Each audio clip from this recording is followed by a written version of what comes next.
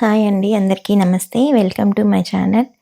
ఈరోజు నేను పూజా విగ్రహాలను, దేవత విగ్రహాలను ఎలా క్లీన్ చేసుకున్నానో, ఎలా పూజకు సిద్ధం చేసుకున్నాననేది వీడియో తీస్తున్నానండి. అమ్మవారు, అయ్యవారు, విఘ్నేశ్వర స్వామివి అంత విగ్రహాలను అయితే శుభ్రం చేసుకొని, చందనంతో అష్టగంధ చందనం ఎక్కువ వాడుతున్నాను నేను పూజలో. అష్టగంధ చందనంను రోజ్ వాటర్తో కలుపుకొని విగ్రహాలకి బొట్లనైతే పెట్టుకుంటున్నాను. ప్రశాంతంగా లేదనేసి మనం ప్రశాంతత కోసం టూర్లు అవి ఇవి వెళ్ళాలనుకుంటాం కదండి. అటువంటిది ఏమీ లేకుండా సింపుల్గా మనం ప్రతిరోజు కూడా ప్రశాంతంగా కోరుకునే వాళ్ళు కావాలనిపిస్తే మన పూజా మనందరమే మనకు ఎంతో ప్రశాంతతనిస్తుందండి. నాకు కొంచెం ఏదైనా ఇబ్బందిగా అనిపించినా, ప్రశాంతంగా లేదనిపించినా నేనైతే ఈ విధంగానే చేసుకుంటానండి. ముందు దేవతా విగ్రహాలను అయితే శుభ్రం చేసుకుంటానండి నేను. పచ్చకర్పూరము వాటర్లో వేసి రోజ్ వాటరు, పసుపు నీళ్ళతో విగ్రహాలను అయితే ముందు శుభ్రం చేసుకుంటాను. శుభ్రం చేసుకున్నాక చందనం, కుంకుమలతో బొట్లు పెట్టి అందంగా అలంకరించుకుంటానండి. నా దగ్గర ఉన్న ఇతడి విగ్రహాలని అయితే నేను ప్రతి వారం కూడా శుభ్రం అయితే చేసుకుంటాను. పూజా మందిరంలో విగ్రహాలు ఎంత శుభ్రంగా ఉంటే మనకు అంత ప్రశాంతంగా ఉంటుందండి. అంత పాజిటివ్ ఎనర్జీ అయితే మనకు వస్తుంది.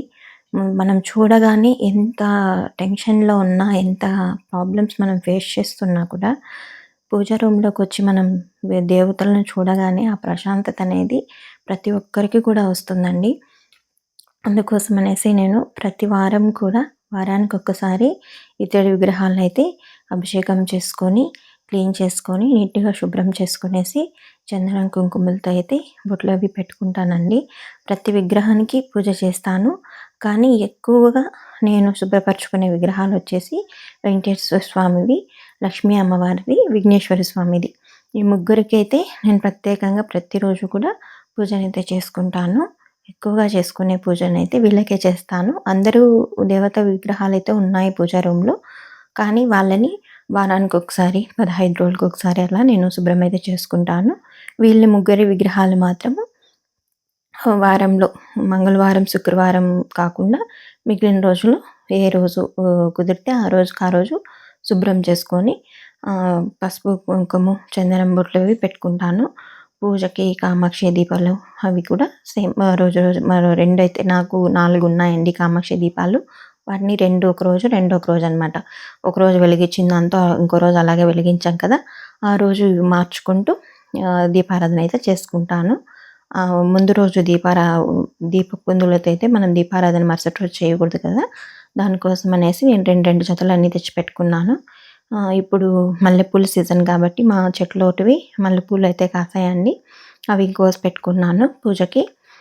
స్వామివారి, అమ్మవారిని అందంగా అలంకరించాను చూడండి. నచ్చితే కామెంట్ చేసి, లైక్ చేసి, సబ్స్క్రైబ్ చేసుకోండి. ఎలా ఉన్నారు స్వామి అమ్మవారు కామెంట్ చేయండి. మల్లెపూలతో అలంకరించాను. నాకైతే చాలా ప్రశాంతంగా అనిపించింది ఈరోజు. ఎంత ప్రశాంతంగా ఉందంటే అమ్మవారిని వాళ్ళని చూస్తూ ఉంటే అలానే చూద్దామనిపించేస్తుంది. అసలు పూజ రూమ్‌లో నుండి లేవబుద్ధి కాలేదు నాకు ఈరోజు. అంత అందంగా ఉన్నారు. అదొక అది అంటారు కదా,